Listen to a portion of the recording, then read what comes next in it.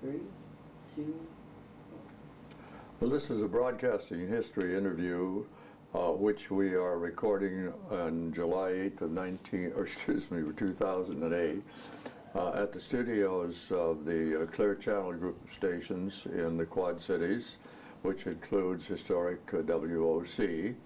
And Mark Minnick, the gentleman who is seated across from me, is the news director at WOC in its present incarnation and ownership, and has had a couple of other experiences with that station. So, Mark, that's great to have you here and have you delighted. Have you share your experience in broadcasting. Mark has pretty well been tagged as the Dean of Iowa Newscasters and is the 2006 winner of the Jack Shelley Award, which is the prestigious award for distinguished journalism in Iowa.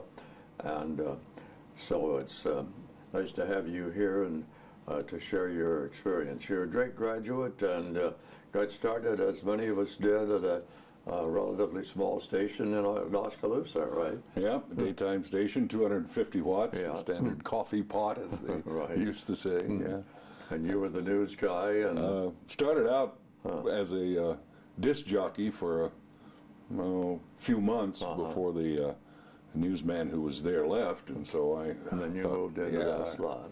I thought I'd really like that move. So been there ever since. So you've been kind of an on-the-job learner all the way through too. Yeah, pretty much so. Right. There wasn't anybody around at Oskaloosa. Were you interested in journalism at Drake? Yeah. I'd taken several journalism courses, and in the entire curricula, and so I knew that I could do either side, entertainment or the news part. Well, then what was your next move then, Mark? Well, I stayed in Oskaloosa for about a year, and my wife and I had always thought, well, we'd like to try out Colorado, so we moved out there, and I was in Denver for weeks, couple of months, just walked in out of the blue trying to get a job, and that didn't work very well. Didn't work too well. I wound up in Craig, Colorado, which is on the other side of the Rockies, and stayed there until about December of 1965, and hot-footed it back to Iowa, and I got a job at WOC then. So that was your TV. first tour at WOC, and that would have been in '65, and that was the period in which the WOC had was both the first radio station in Iowa and was also the first television station in Iowa to go on the air. Yeah. So you were there with that crew under what was the news director? Jack Thompson. Jack Thompson was the news director at the time you went to work there. Right. A good journalist.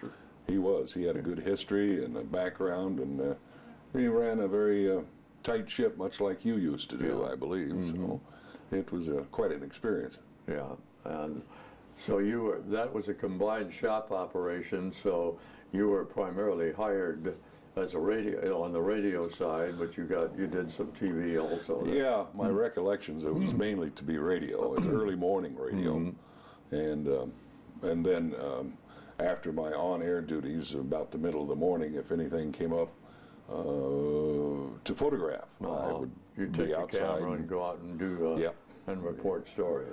and did that every day. So again, you had to learn the video side of it. Yeah, that was my first experience with video. Right. Well, It was interesting. I went out and had to do 2 or 3 stories run time, and got back to the station and found no film in the camera. Oh, that's always quite a revelation, isn't it? It was a good learning opportunity there. Learning opportunities are painful sometimes. Yes, they are. But you certainly learn that way. Well, so then you moved on from there to what? I stuck with radio because that was my main That's where you have been passion, I primarily a guess. radio Yeah. journalist, right? And went to work at station WQUA, which is in Moline, the other side of the river here in the Quad Cities, and stayed there for about 13 years. That was really, at the time, probably the best sounding station on the air. Very, professional outfit, and it was a lot of fun. We went from an old downtown building in Moline to a state-of-the-art, built ground-up studio, radio studio, that was really the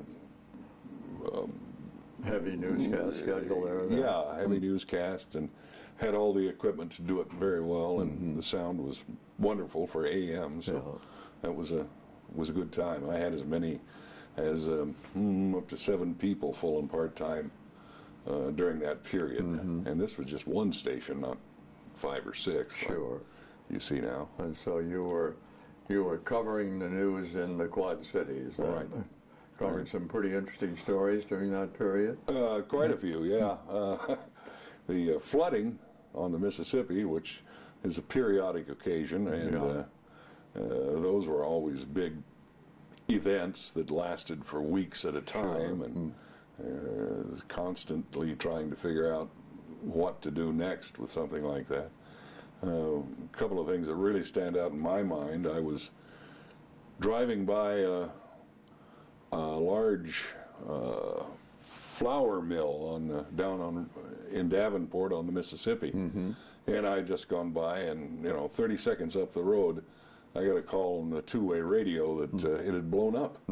People on Rock Island Arsenal had seen the top blow up, and so I turned around and went back. That was probably one of the biggest things that I just missed, getting a bunch of flour all over me for sure.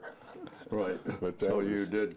That was in the 70s. Settled in and did some on-the-spot coverage. Yes. Or then Robin Hood flour, was that? Yeah, it was the Robin Hood flour plant. I don't remember the name. 2 or 3 people died in that thing, but it was quite an event. When you were right on top of it. Yeah, I just turned around and went back and parked in the park. But I didn't have a piece of paper or a pencil. I had gone over to pick up a news car. Didn't even have a tape recorder, so all I had was the two-way radio.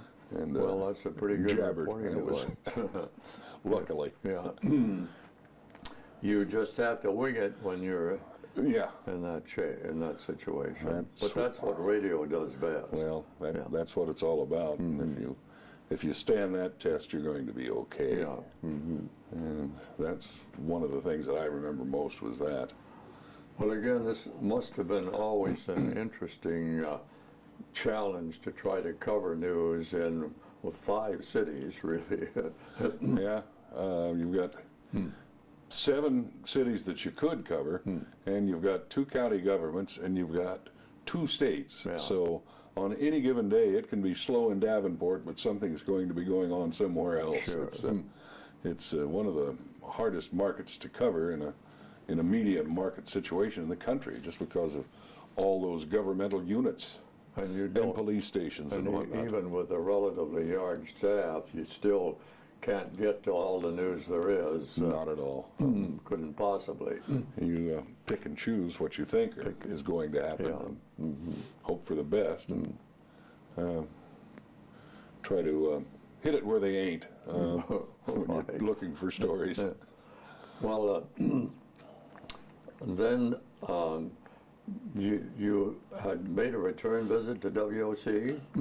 Yeah, I went to Des Moines after what was the call letter of the station in Moline? WQUA radio. Oh God, QUA. And then I went to, being from Des Moines, I thought it would be nice to work for Russ Van Dyke. Oh yeah, so you went to Channel 8 then? Right, radio and TV combo then. Okay. And worked there for about a year, but we missed it here, so we moved back. That was in 1970, so I was back here by 1971, working at WQUA again. Okay. And then I spent a stint with Channel 8 in Moline, early 1980, for about 3 years, and then to another radio station, KSTT in Davenport, and that had been the perennial top 40 station, and huge audience and an ownership that believed in news, so they had all sorts of reporters and even had talk shows on the air with a rock and roll station. So it was kind of unique in that regard. So somewhere along the line, I made it back to WOC. I forget just how. Let me think about that a minute. Doesn't matter, but yeah.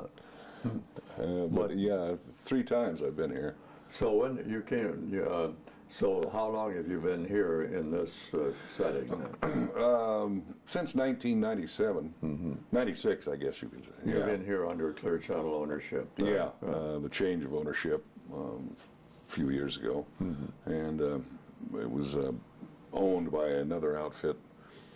Well, I was actually working for the outfit that bought WOC from the Palmer family or sister who owned it. And they did that in 1996. So I was working at another station in town and just made the change back over here. And that was the And you've been here since third then. time. Yeah, And since 96. You're actually in a group operation here where Clear Channel owns 5 of the stations that are in this building. Right, 5, and it's a a lot different from the time I started to now with the ownership thing and all those stations in one place. It takes some getting used to for new people. They don't think anything about it, but it's been a heck of a difference. Well, I'm sure it has been, right. What is going on. It's tenuous, too, because of the money involved. Yeah. Well, but so your assignment here is primarily to do news for the WOC, right? But you also feed some of the other stations. Right. That's the main mission. We air newscasts on WOC, and then another station called WLLR, which is a country station, and then we do written material for somebody to record, mostly for 2 other stations. Okay. So we're doing material for about 4 stations. Most of that in the morning, but that's pretty demanding for keeps you on your toes. with a limited amount of staff. It seems to be shrinking all the time. Yeah, well, that seems to be a lot of that going around. I'm sure it'll change someday. Well, we hope so. We have to be optimistic about it. Well, I think one of the highlights of your career was an opportunity that you had to interview former President Ronald Reagan. Yes. And it seems to me that that must have been a very intriguing experience to interview him back at the station where he started his career. Did he talk about that? Yeah, we did. We didn't talk about foreign policy. He was here to visit the station. And when was that? 1988. 1888. Yeah, his last year in office. Okay. And that he was president at the time. Yeah, he was president.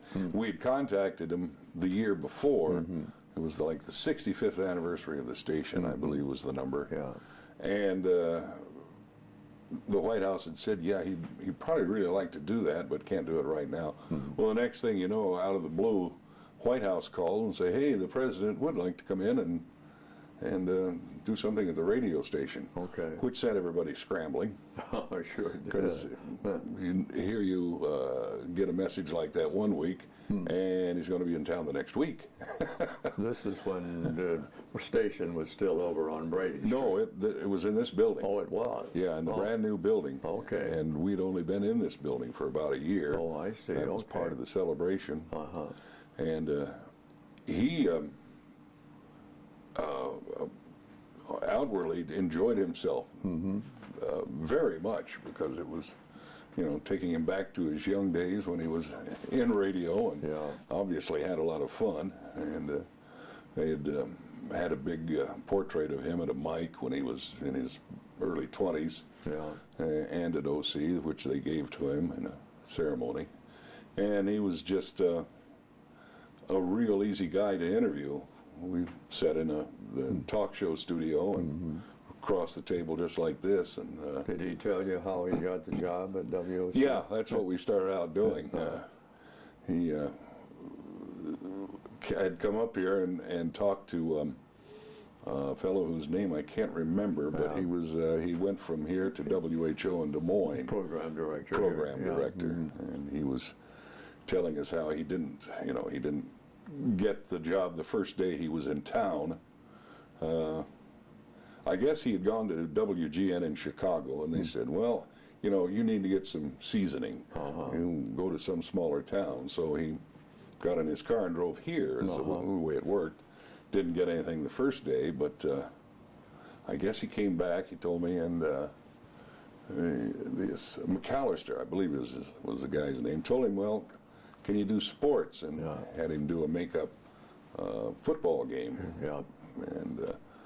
And he recreated a game that he had played. And he said that he did much better in the game he recreated than he actually did in the real game that he remembered. But and he got a job after that. Well, as a matter of fact, they put him on the bus to do Iowa football. Football shortly after that, as I remember him telling the story. Yeah, that's correct. He wasn't here all that long, maybe a year or so, and then moved over to Des Moines. Yeah. With two-station connection at the time. He became a very big name in Iowa and a very big name in the world. Yeah, to be sure. Yeah. I remember when he was here, there was a lady who he originally grew up in Dixon, Rock Falls area of Illinois, and he was a lifeguard on the Rock River. And this lady who lives somewhere in town now said she used to nearly drown about 18 times a summer just to be rescued by this handsome young man. Take high risk, so what? Yeah. Yeah. Well, it had to be, again, the convergence of him being back here in Davenport at the station, although not in the physical location where he was. But that was in originally in Palmer College of Chiropractic building, one of those buildings. Yeah. And I think they had a tower on the roof or something like that. Well, it was over on the Brady Street. Street location. Yes. Well, you had a lot of experience and have developed quite a reputation as a trainer of young news people, a mentor to them. Has that been a lot of satisfaction to you over the years? Yeah, that's probably the most satisfaction, seeing people do what they do and do it well, and having had a little hand in it. Hearing from some folks years later now have done well. They appreciated the time that we spent together. That's been a big thing. Yeah. You appreciate it a lot later, I think, than you realize. Yeah. But yes, I had a call the other day from a guy that it's been 30 years now, just wanting to make sure I was still alive. Well, called that's from nice Idaho. to check in with. Yeah, I'm still here. Well, you are I'm also one of those who believes in keeping on as long as you can keep on, and that's what you're doing. I could retire, but I really enjoy this, and I have nothing to stop me from going to work. Let's put it that way. So I'm going to continue doing it. Well, you're right on my track. As a life philosophy is for older people is stay with it as long as you're able to, and as long as you enjoy doing it. Yeah. I still enjoy getting up and coming to work. It's still an exciting thing. And the news business has always been a pretty interesting field to work in. That's the one thing you can say for it. Yeah, it changes all the time. Yeah. So, what about the kind of, you have, I'm sure, a computerized newsroom here. Yeah. We do now, yeah. Excuse me. It's taken some of the older reporters quite a while to get used to that jump from reel-to-reel tape and cartridge tape. All of a sudden, we go to a computer in a week. But it's giant leap forward, I think, in getting your work done. Sure. And you can do things so much faster. Digital editing. Yeah. So I've really enjoyed that a lot. As a matter of fact, it's only been going on here anyway. Yeah. Well, you're better at adapting to the digital revolution than I am. But that's again, it's the world. It's where the world is going. Yeah. Right. And it's really interesting to see younger people who, they're growing up with this like we grew up with radio, and just jump in and have no fear. Yeah, the guy running the camera there has no problems. He understands things that I will never understand. I know it. And don't plan to, because the work is too hard. I'm a slow learner when it comes to today's world. Anything, what stands out in your mind over 60? That's 40-some years in radio, and most of it in news. Yeah. Just how much fun I've had.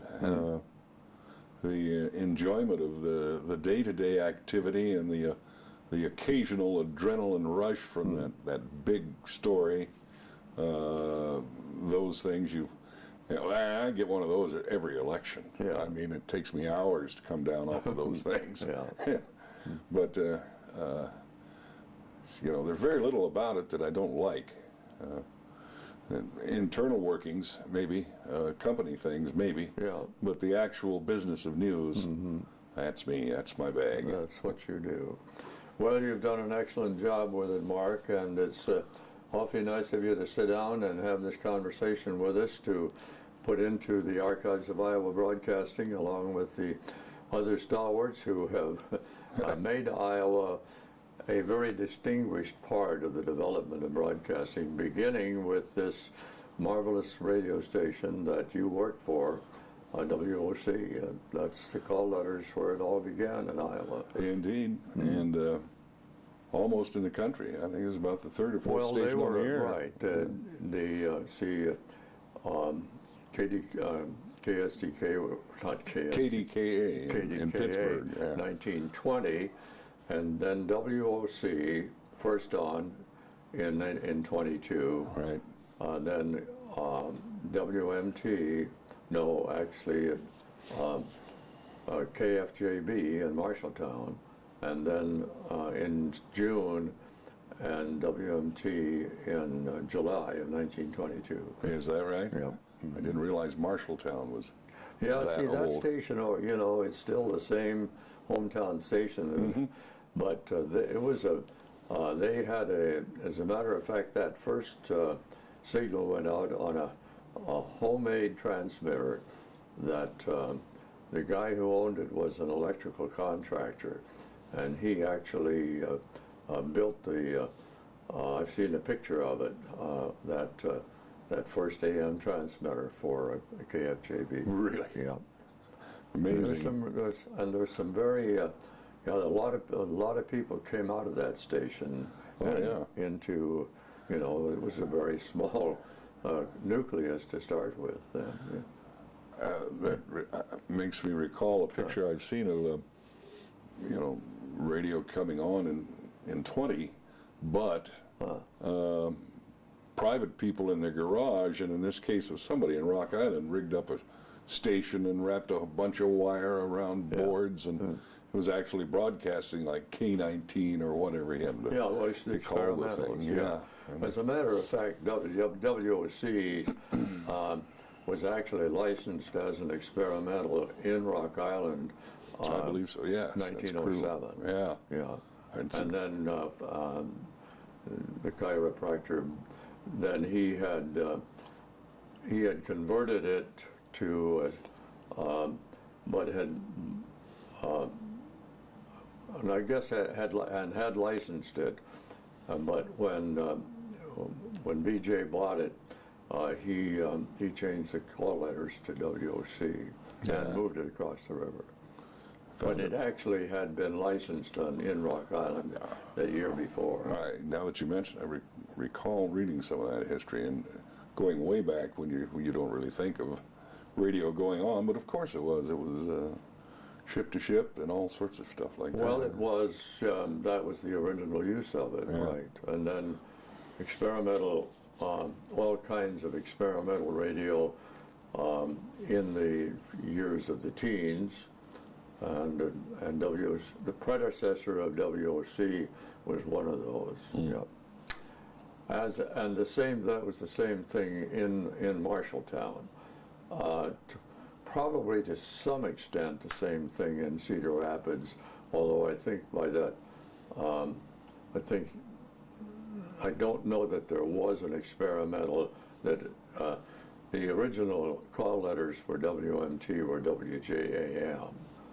And when they went on the air, it was under those call letters, and then that signal license then was moved to Waterloo, to the owner of the paper up there, and he changed the call letters to Waterloo Morning Tribune, WMT. Oh, that's how those call letters went together. What didn't the Des Moines Register own WMT and a couple of stations in Des Moines all at the same time? They did. Well, not exactly. I don't think they ever. There was another early station in Cedar Rapids that stayed in Cedar Rapids, and the call letters have escaped me.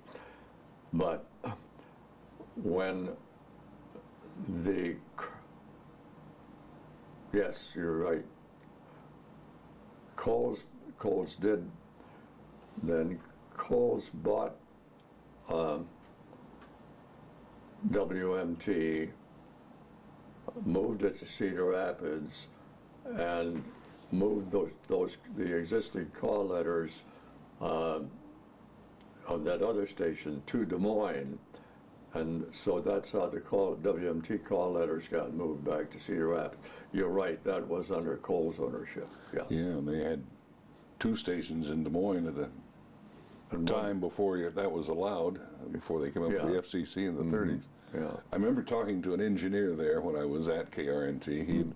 He went clear back to that time. He was about retired, and apparently KSO and KRNT were on either side looking in to a room where the engineer was, and occasionally he would forget which station he had and throw it up on the other one's signal. And KSO was the station that grew out of that Cedar Rapids ownership change, right? Well, Mark, thanks very much for the interview. And yes, sir. We'll call it a day in Davenport. It's been a very good, productive day for us. Good to see you again. I know you and I have not crossed paths a lot. I've heard of you forever, but